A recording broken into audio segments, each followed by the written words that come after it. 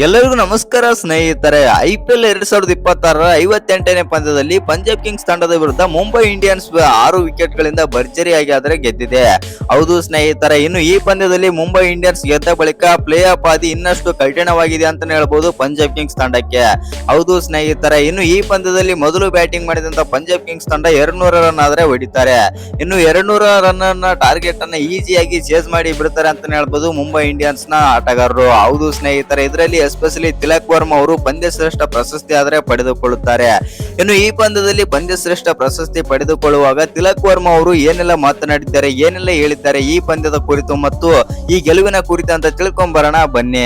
ಹಾಗೆ ಈ ಬಾರಿಯ ಪ್ಲೇ ಆಫ್ ನಲ್ಲಿ ಯಾವೆಲ್ಲ ತಂಡಗಳು ಪ್ಲೇ ಆಫ್ ಗೆ ಎಂಟ್ರಿ ಕೊಡಬಹುದು ಮತ್ತು ನಮ್ಮ RCB ತಂಡ ಫೈನಲ್ ಪಂದ್ಯದಲ್ಲಿ ಯಾರ ವಿರುದ್ಧ ಆಡಬಹುದು ಅಂತ ಕಮೆಂಟ್ ಮಾಡೋದನ್ನ ಮರಿಬೇಡಿ. ಹಾಗೆ ಇನ್ನು ಯಾರ್ಯಾರು ಚಾನಲ್ ಗೆ ಸಬ್ಸ್ಕ್ರೈಬ್ ಮಾಡ್ಕೊಂಡಿಲ್ಲ ಸಬ್ಸ್ಕ್ರೈಬ್ ಮಾಡ್ಕೊಂಡು ಬೆಲ್ ಐಕಾನ್ ಅನ್ನ ಅಲ್ಲಿ ಇಟ್ಕೊಳ್ಳಿ. ಹಾಗೆ ಮರಿದೆ ವಿಡಿಯೋಗೊಂದು ಲೈಕ್ ಕೊಡೋದನ್ನ ಕೂಡ ಮರಿಬೇಡಿ. ಇನ್ನು ಗುರುವಾರ ನಡೆದಂತ ಧರ್ಮಶಾಲಾದಲ್ಲಿ ನಡೆದ IPL 2026 58ನೇ ಪಂದ್ಯದಲ್ಲಿ ಪಂಜಾಬ್ ಕಿಂಗ್ಸ್ ವಿರುದ್ಧ ಮುಂಬೈ ಇಂಡಿಯನ್ಸ್ ತಂಡ 6 ವಿಕೆಟ್ ಗಳ ಭರ್ಜರಿ ಜಯ ಆದರೆ ಸಾಧಿಸಿದೆ. ಇನ್ನು ಈ ಗೆಲುವು ಮುಂಬೈ ತಂಡಕ್ಕೆ ಪ್ರಯೋಜನವಿಲ್ಲದಿದ್ದರೂ ಪ್ಲೇ ಆಫ್ ರೇಸ್ ನಲ್ಲಿದ್ದ ಪಂಜಾಬ್ ಕಿಂಗ್ಸ್ ತಂಡಕ್ಕೆ ಈ ಸೋಲು ಆಘಾತ ಉಂಟಾದರೆ ಮಾಡಿದೆ.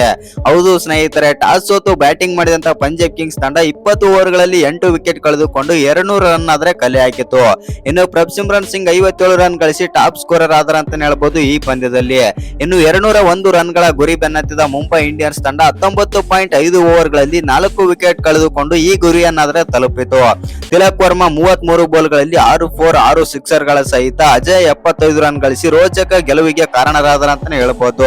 ಇನ್ನು 201 ರನ್ ಗಳ ಕಠಿಣ ಗುರಿ ಬೆನ್ನತ್ತಿದ ಮುಂಬೈ ಇಂಡಿಯನ್ಸ್ ಭರ್ಜರಿ ಆರಂಭ ಪಡೆದುಕೊಂಡಿತು. ಇನ್ನು ಮೊದಲನೇ ವಿಕೆಟ್ ಜೊತೆ ಆಟದಲ್ಲಿ 61 ರನ್ ಗಳ ಜೊತೆ ಆಟ ನೀಡಿದರ ಅಂತಾನೆ ಹೇಳ್ಬಹುದು ಓಪನರ್ಸ್. ಇನ್ನು ಸಿಡಿಲಪರದ ಬ್ಯಾಟಿಂಗ್ ಮಾಡಿದ ರಿಕಲ್ಟನ್ 23 ಬಾಲ್ಗಳಲ್ಲಿ 4 4 4 ಸಿಕ್ಸರ್ ಗಳ ಸಹಿತ 48 ರನ್ ಗಳಿಸಿ ಒಮರ್ಜೈ ಬೌಲಿಂಗ್ ನಲ್ಲಿ ಪ್ರಿಯಾನ್ ಸಾರಾಯ್ಗೆ ಕ್ಯಾಚ್ ನೀಡಿ ಔಟ್ ಆದರು. ಇನ್ನು ರಿಕಲ್ಟನ್ ಬೆನ್ನಲ್ಲೇ ಮುಂಬೈ ತಂಡ 7 ರನ್ ಗಳ ಅಂತರದಲ್ಲಿ ಎರಡನೇ ವಿಕೆಟ್ ಕೂಡ ಕಳೆದುಕೊಂಡಿತ್ತು. ಹೌದು ಸ್ನೇಹಿತರೆ, ರನ್ ಗಳಿಸಲು ಪರದಾಡುತ್ತಿದ್ದ ರೋಹಿತ್ ಶರ್ಮಾ 26 ಬಾಲ್ಗಳಲ್ಲಿ 25 ರನ್ ಗಳಿಸಿ ಚಾಲ್ ಬೌಲಿಂಗ್ ನಲ್ಲಿ ಕ್ಲೀನ್ ಬೋಲ್ಡ್ ಆದರು. ನಂತರ ಬಂದಂತ ನಮನ್ದೀರ್ ಕೂಡ 6 ಬಾಲ್ಗಳಲ್ಲಿ 9 ರನ್ ಗಳಿಸಿ ಮಾರ್ಕೋ ಆನ್ಸನ್ ಬೌಲಿಂಗ್ ನಲ್ಲಿ ಹರ್ಷದೀಪ್ ಸಿಂಗ್ ಗೆ ಕ್ಯಾಚ್ ನೀಡಿ ಔಟ್ ಆದರು. ಇನ್ನು ತಿಲಕ್ ವರ್ಮಾ ಹಾಗೂ ಸ್ಟೆಫನ್ ರುಥರ್ಫೋರ್ಡ್ 64 ರನ್ ಗಳ ಜೊತೆ ಆಟ ನೀಡಿ ಚೇತರಿಕೆ ಆದರೆ ತಂದರು. ಒಂದು ಕಡೆ ತಿಲಕ್ ಅಬ್ಬರಿಸುತ್ತಿದ್ದರೆ ಮತ್ತೊಂದು ಕಡೆ ತಿನುಕಾಡುತ್ತಿದ್ದ ರುಥರ್ಫೋರ್ಡ್ ಅವರು 21 ಬಾಲ್ಗಳಲ್ಲಿ 20 ರನ್ ಗಳಿಸಿ ಒಮರ್ಜೈಗೆ ಕ್ಯಾಚ್ ನೀಡಿ ಔಟ್ ಆದರು. ಅನಂತರ ಬಂದಂತ ತಿಲಕ್ ಜೊತೆ ಸಿಡಿಲಬ್ಬರಿಸಿದಂತ ವಿಲ್ ಜಾಕ್ಸ್ ಕೂಡ 5ನೇ ವಿಕೆಟ್ ಜೊತೆ ಆಟದಲ್ಲಿ 20 ಬಾಲ್ಗಳಲ್ಲಿ 56 ರನ್ ಗಳಿಸಿ ತಂಡಕ್ಕೆ ರೋಚಕ ಜಯ ಆದರೆ ತಂದು ಕೊಟ್ಟರು.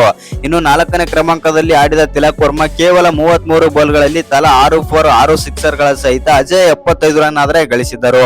ಇನ್ನು ವಿಲ್ ಜಾಕ್ಸ್ ಕೂಡ 10 ಬಾಲ್ಗಳಲ್ಲಿ ತಲಾ 2 4 2 ಸಿಕ್ಸರ್ ಗಳ ಸಹಿತ 25 ರನ್ ಆದ್ರೆ ಗಳಿಸಿದರು.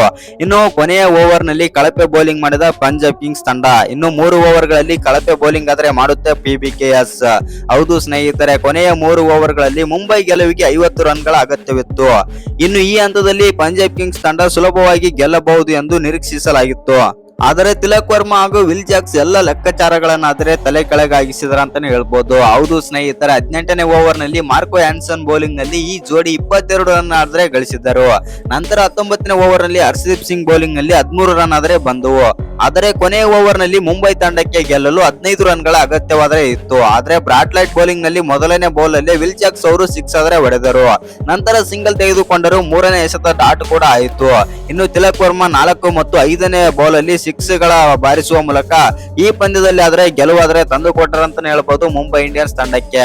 ಪಂಜಾಬ್ ಕಿಂಗ್ಸ್ ತಂಡದ ವಿರುದ್ಧ ಮುಂಬೈ ಇಂಡಿಯನ್ಸ್ 6 ವಿಕೆಟ್ ಗಳಿಂದ ಗೆದ್ದ ಬಳಿಕ ಮತ್ತು ಪಂದ್ಯ ಶ್ರೇಷ್ಠ ಪ್ರಶಸ್ತಿ ಪಡೆದುಕೊಂಡ ಬಳಿಕ ತಿಲಕ್ ವರ್ಮಾ ಅವರು ಈ ರೀತಿ ಆದ್ರೆ ಹೇಳಿದ್ದಾರೆ. ಪಂದ್ಯಗಳನ್ನು ಮುಗಿಸುವುದು ನಾನು ಆನಂದಿಸುತ್ತೇನೆ ಮತ್ತು ವಿಶ್ವಕಪ್ ಮತ್ತು ಅಂತಾರಾಷ್ಟ್ರೀಯ ಪಂದ್ಯಗಳಲ್ಲಿ ಆಡುವುದು ಒತ್ತಡದ ಸಂದರ್ಭಗಳನ್ನು ಹೇಗೆ ನಿಭಾಯಿಸಬೇಕೆಂದು ನನಗೆ ಆದರೆ ಕಲಿಸಿದೆ. ವಿಕೆಟ್ ನಿರೀಕ್ಷೆಗಿಂತ ನಿಧಾನವಾಗಿ ಮತ್ತು ಕೆಳಮಟ್ಟದಲ್ಲಿ ಸ್ಟ್ರೋಕ್ ಆಟವು ಕಷ್ಟಕರವಾಗಿತ್ತು. ಇನ್ನು ಅಜ್ಮತುಲ್ಲಾ ಮತ್ತು ವಿಷ್ಣು ವಿನೋದ್ ನಂತರ ವೇಗವನ್ನು ಹೆಚ್ಚಿಸುವ ಮೊದಲು PBKS ಕೂಡ ಆರಂಭದಲ್ಲಿ ಕಷ್ಟಪಟ್ಟಿತ್ತು. ಆಟವನ್ನು ಆಳವಾಗಿ ತೆಗೆದುಕೊಂಡ ಸರಿಯಾದ ಕ್ಷಣಕ್ಕಾಗಿ ಕಾಯುವುದು ನನ್ನ ಯೋಜನೆಯಾಗಿತ್ತು ಮತ್ತು ಎರಡನೇ ವಿರಾಮದ ಸಮಯದಲ್ಲಿ ಒಂದು ದೊಡ್ಡ ಓವರ್ ಆಟವನ್ನು ಬದಲಾಯಿಸಬಹುದು ಎಂದು ನಾನು ತರಬೇತಿದಾರರಿಗೆ ಹೇಳಿದೆ. ಇನ್ನು ವಿಲ್ ಅವರ ಇನ್ನಿಂಗ್ಸ್ ನಿರ್ಣಾಯಕವಾಗಿತ್ತು ಮತ್ತು ನಾನು ಅವರಿಗೆ ಸಮತೋಲನದಿಂದ ಇರಲು, ಅಜಾಗರೂಕತೆಯಿಂದ ಹೊಡೆತವನ್ನು ತಪ್ಪಿಸಲು ಮತ್ತು ನಿಧಾನಗತಿಯ ಎಸೆತಗಳಿಗಾಗಿ ಕಾಯಲು ಸಲಹೆ ನೀಡಿದ್ದೇನೆ. ವಿಶೇಷವಾಗಿ ಇಲ್ಲಿನ ಎತ್ತರವು ಚೆಂಡನ್ನು ಚೆನ್ನಾಗಿ ಚಲಿಸಲು ಸಹಾಯ ಮಾಡುತ್ತದೆ ಎಂದು ತಿಲಕ್ ವರ್ಮಾ ಅವರಾದ್ರೆ ಹೇಳಿದರು. ಇನ್ನು ಈ ಪಂದ್ಯ ಗೆದ್ದ ಬಳಿಕ ಈ ರೀತಿ ಆದ್ರೆ ಹೇಳಿದ್ದಾರೆ ತಿಲಕ್ ವರ್ಮಾ. ಹೌದು ಸ್ನೇಹಿತರೆ, ಇನ್ನು ಈ ಪಂದ್ಯದಲ್ಲಿ ತಿಲಕ್ ವರ್ಮಾ ಅವರು ಅದ್ಭುತವಾಗಿ ಬ್ಯಾಟಿಂಗ್ ಆದ್ರೆ ಆಡ್ತಾರೆ.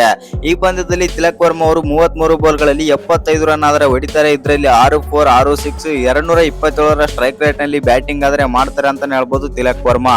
ಇನ್ನು ಈ ವಿಡಿಯೋ ಇಷ್ಟ ಆಗಿದ್ರೆ ಒಂದು ಲೈಕ್ ಮಾಡಿ, ಶೇರ್ ಮಾಡಿ. ಹಾಗೆ ಇನ್ನು ಯಾರು ಚಾನಲ್ಗೆ ಸಬ್ಸ್ಕ್ರೈಬ್ ಮಾಡ್ಕೊಂಡಿಲ್ಲ ಸಬ್ಸ್ಕ್ರೈಬ್ ಮಾಡ್ಕೊಂಡು ಬೆಲ್ ಐಕಾನ್ ಅನ್ನ ಆಲ್ ಇಟ್ಕೊಳ್ಳಿ. ಹಾಗೆ ಮರಿದೆ ವಿಡಿಯೋಗೊಂದು ಲೈಕ್ ಕೊಡೋದನ್ನ ಕೂಡ ಮರಿಬೇಡಿ.